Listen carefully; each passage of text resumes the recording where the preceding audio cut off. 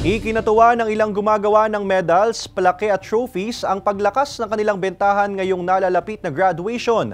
Pero ang rentahan ng mga toga sa Lipa City matumal. Alamin yan sa report ni Paul Hernandez. Dahil graduation season is on, may mga award nang nakahanda para sa mga achievers ng taon. May mga reservation na raw ng medals na in-order sa shop ni Teresa. Sa mga schools, mga nasa ano naman yun mga dito lang sa Lipa. Siguro mga 15 schools, mga 15 to 20 schools sila. Pag mga preschool, mga konti lang sila, mga ano lang sila. Siguro mga 50, yung mga iba pag merong elementary, high school, mga nasa 800 plus. Nitong nakaraang buwan pa raw buhos ang pa-order sa kanila na karamihan ay mga private schools. In demand na rin ng mga plaque na pwedeng customized ang design. So yung mga private schools na may sarili silang logo, yan ang mga nagpapagawa sa amin.